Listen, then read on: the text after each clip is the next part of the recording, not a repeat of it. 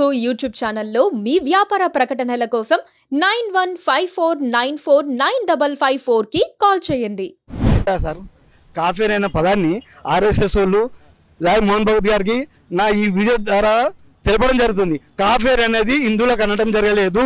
ఒకటి లైన్లో పెట్టుకోవాలి. మొహమ్మద్ పవర్తో పెద్ద ఆయనకు కూడా కాఫీర్ అనడం జరిగింది. చిన్న ఆయనకు అబు జహల్ తబ్బత్ యదా అభిలాభ్యం ఖురాన్ వాక్యం వాళ్ళకి శాపనార్థం ఉంది వాళ్ళ బాబాయ్ మీద. ఎందుకంటే విశ్వాసుల మధ్యలో అవిశ్వాసుల మధ్యలో యుద్ధానికి ధర్మ యుద్ధం అనడం జరిగింది. అక్కడ కాఫీరే లేదు. మక్కలో ఎక్కడ ఉందండి ఇస్లాం ధర్మం వచ్చినప్పుడు? ఇక్కడ భగవద్గీత రామాయణం దిగినప్పుడు హిందువులు ఎక్కడ ఉరు, ముస్లిం ఎక్కడ ఉరు? మనం అంతా ఆదం సంతతి, దేవుడు ఒక్కడే. దేవుని మనం అంతా ఇదంతా ఉంది సార్.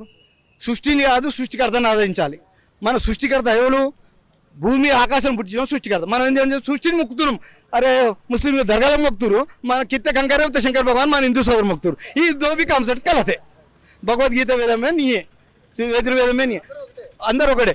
కౌసల్య సుప్రజ రామ ప్రహోతదే ఉత్తిష్ట నర్సదులా కర్తవ్యం. కౌసల్యకు పుట్టిన మంచి పిల్లవాడ రామ. పుట్టక లేనివాడు దేవుడు, పుట్టినవాడు దేవుడు కాలేడు. పుట్టినవాడిని మరణం తప్పదు, పుట్టక లేనివాడు దేవుడు. ఎట్లా అనిపిస్తుంది ఇప్పుడున్న ఈ 4 నెలలు ప్రభుత్వం పనితీరు ఎలా ఉంది?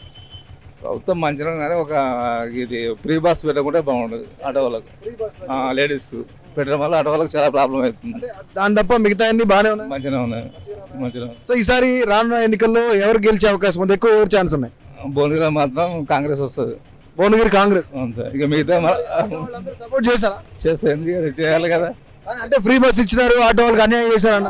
అది ఏదో అన్ఎక్స్పెక్టెడ్ జరిగింది. గతం చేస్తున్నా అడవాళ్ళ నేనైతే ఇస్తా, అందరితో సంబంధం లేదు. అందరు కాకపోయినా మీరు ఇస్తారు. ఫ్రీ బస్ ఎట్లా అనిపిస్తుంది?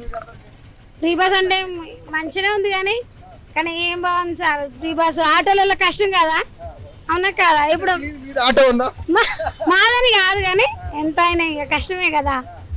కేవలం ఆటో వాళ్ళు ఇబ్బంది పడుతున్నారు, ఫ్రీ బస్ వద్దన్నారా? అవును అవును. మిగతా అంతా బాగానే ఉంది. కాంగ్రెస్ పార్టీ ఇప్పుడు కాంగ్రెస్ పార్టీ వైపు చూస్తారా? ఇప్పుడు వచ్చే ఎలక్షన్స్ లో ప్రజలు వేస్తుండొచ్చు అనుకుంటున్నా కానీ ఎవరికి గ్యారంటీ లేదు కదా. నా ఎట్లా ఉండబోతుంది ఈసారి ఎలక్షన్స్? ఎలా ఉండబోతుంది? తగ్గఫాలే ఉండదు ఇద్దరికి. ఎవరెవరి మధ్య ఉంటుంది?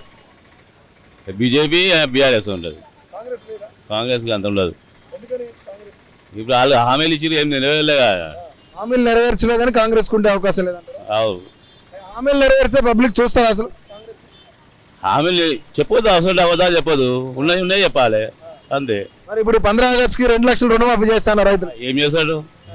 ఇవే చేయలేదు. ఇంకా 2 లక్షలు రుణమాఫీ ఏం చేస్తాడు? రైతులకు రుణమాఫీ వేయలేదు. ఇంకా రైతు బందే వేయలేదు. అవకాశం ఉండదు అంటారు అయితే. అయితే ఉండదు. బీజేపీ వర్సెస్ బీఆర్ఎస్ ఉండదు. ఈసారి ఎలక్షన్ జరుగుతున్నాయి కదా, ఎట్లా అనిపిస్తుంది? పబ్లిక్ ఎవరు వైపు చూస్తారు? కాంగ్రెస్ అనుకుంటున్నాను. కాంగ్రెస్ ఇప్పుడు ఈ 4 నెలల పరిపాలన బాగానే ఉందా? కాంగ్రెస్ వస్తారా? మంచిగా రేట్లు తగ్గుతావురా. ఇంకా diesel rate, petrol rate, gas rate తగ్గుతాయి. బీజేపీ వస్తే మేము అభివృద్ధి చేస్తామని చెప్తున్నారు.